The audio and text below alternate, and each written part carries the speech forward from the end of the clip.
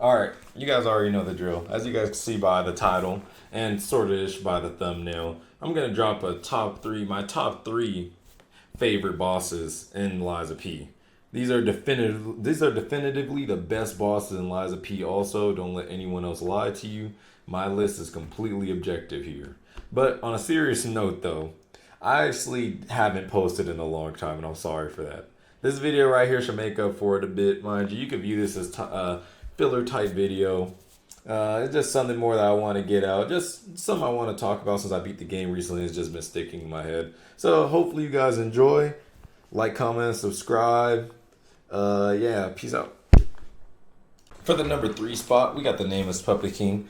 First thing this fight reminded me of was Sekiro Off-Rip. You got constant slashes getting thrown out that are getting parried. It's a 1v1 on the highest point of the map.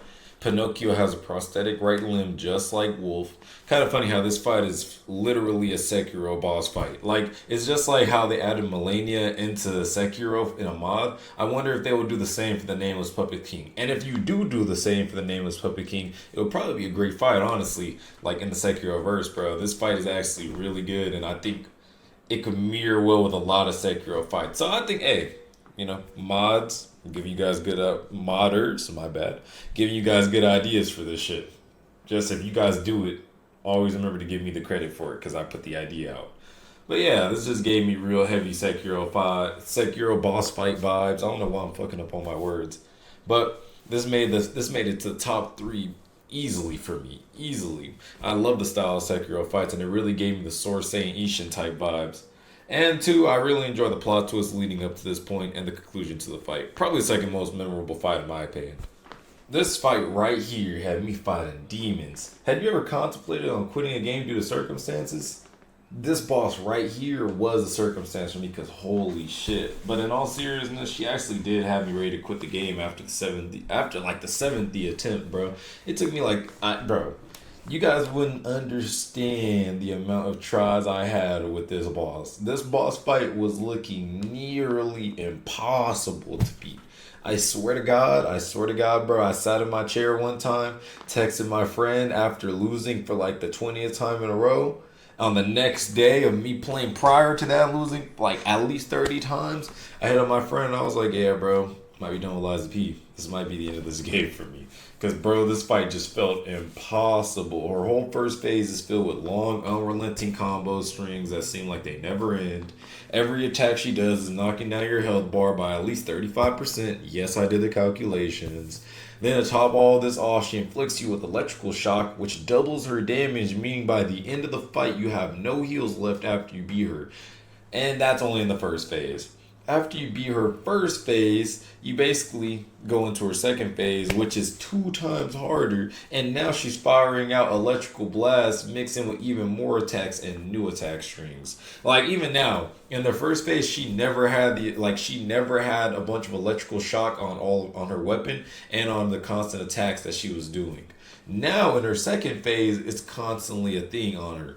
So yeah, bro, that second phase boss fight that's not it.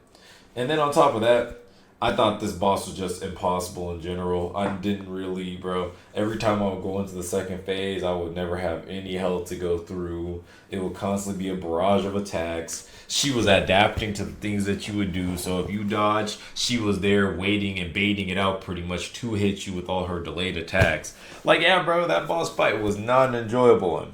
But, what puts it up here for me is the fact that it was so difficult for one that it was very memorable to me. Like, bro, this is the Malenia of this game. She had no reason to be this strong or this hard, but she was actually a really fucking hard boss fight. Probably in my at least top 5 of bosses I've ever fought. So yeah, she made that list easily. So I guess that's why I got her out here. She's way more memorable than most of the bosses in this game. She's more memorable than 90% of bosses in this game. Then on top of that, come on, y'all. Like, come on now. Let's look at her real quick. She is bad. That's all I'm going to say. I'm going to end it there. Let's all be real, fellas. You guys are knocking down this tree. And that's the second reason, due to me being attracted to her. Then for the third reason, I actually did really enjoy how they set up the stage to be a more cloudy area. She's raining down lightning attacks on you, or it seems like lightning, but it's just electricity. But we see what they were going for. But it's all these things going on around you. I really do enjoy, like, this goes with anime or this goes with any kind of characters in any kind of fictional medium, but I think electricity based attacks or even lightning based attacks are actually pretty cool. Like, I think I can get behind those a lot. That's kind of what I like to see in the character. So yeah, I'll definitely put her in the number two spot. Then, in the number one spot, the king himself, the Puppet King. He was so far the most enjoyable boss to me, and the coolest one, probably. I first enjoyed the intro of this fight simply because I was just trying to enjoy the story, and I was really getting deep into the story. And then in the introductory cutscene, made you even more invested because it adds to the mystery of the past, and in general, it's actually a nice play that they actually play behind it. But yeah, it adds a lot to the past of Pinocchio and him and the relationship between the Puppet King and Romeo himself. Well, they're the same person. I don't know why they're all saying it like they're two different people.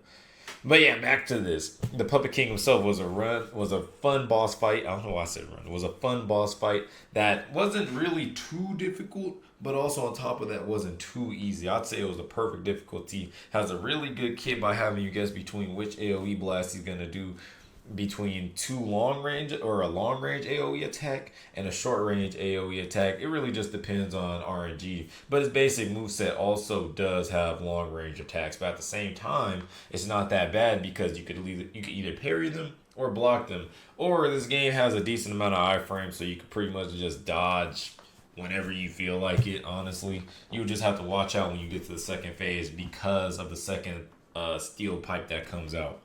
But on top of the third phase, which you eventually go to after being the first two phases, I think the third phase was probably honestly one of the best boss fights in the game. I only say that because of, for one, the narrative importance that it had within the game. At least from my knowledge and understanding of the game, this boss fight is what kind of had it to where, first off, it set the world into motion that all the puppets are pretty much useless after. Like, they all have no direction to go to. You just killed the Puppet King. On top of that, it brought in the relationship with Arthur. I mean, why the fuck did I say Arthur? I'm thinking about the wrong thing, but it brought in the relationship with Pinocchio and Romeo that they had in their previous lives in the past. And also, like I said, it just really adds on to the mystery behind Pinocchio's past that you don't find out until like the end of the game. So yeah, I just think this boss fight all around was a really good boss fight to have, especially in the middle point of the game where the game really started to become a Souls game at that point. You know how every Souls game, or my bad, not become a Souls game, but that was really the turning point for the game. Every Souls game has a turning point where you know, like, okay, this game is starting to heat up. Let's look at Bloodborne, for example. This is basically like what is that spider's name? I forget, but that spider that you kill in that white area, and then after that you can start seeing the Amygdalas around the map because you start gaining the knowledge. Like, bro, this boss fight is pretty much that catalyst for the Souls game. So yeah, I really enjoyed that part about it. Then on top of that, I just thought it was a really solid boss fight. Really good difficulty when it came down to the mainline boss. On top of that, it had a good stage behind it because of all the fire that was going on around. I really like that aesthetic. On top of that, when you had my boy, bro, he looks just like Raiden. I can't get that out of my head. He looks just like Raiden from Metal Gear. And I think the reasons why I think that is because of how you can hear the metal clanking like behind him, or whenever he's taking a footstep you hear the metal clinking like he's a cyborg, just like how Raiden is from Metal Gear. They have the same exact hairstyle. They are also both swordsmen in a kind of way. So yeah, he just gave me heavy Raiden vibes. So yeah, I really liked him. So yeah, I think in general, like, yeah, this boss fight for the Puppet King was a really good one. I like all three stages. This was probably the best boss fight to me. Overall, you guys should check out Lies of P when you get the chance, though. It's definitely a solid game, especially when it's on sale, which I recommend you wait for. Not saying that the game is bad at all, but it's just a fact of I don't think the game is worth $60, while instead, if you were to pay $40, I feel like would be the better bargain for you. And also, there's a lot of games coming out in October, bro. You guys could save up a lot more money by just waiting for the sale. It's not a must-have, but it definitely is a game that you should try out, especially if you're into Souls games in general. But yeah, the game felt really smooth, solid gameplay. They even brought back a lot of things referencing Bloodborne, such as the dash, map designs that are pretty much just like they're straight out of Bloodborne. There's also a map, the parkouring map, which they brought in, and that's straight up out of Bloodborne, exactly how they like Bro, if you play Bloodborne, you'll know exactly what map I'm talking to. Where you gotta descend parkour all the way down that fucking well, and then there's a wolf hiding in front of the door. Yeah, that map. They have brought that back. There's a lot of, and even when they brought in their own original maps, they did really good on these original map designs. Like the world building itself and the fluidity of how the maps, how you move around the maps, how the maps play, is all really so good.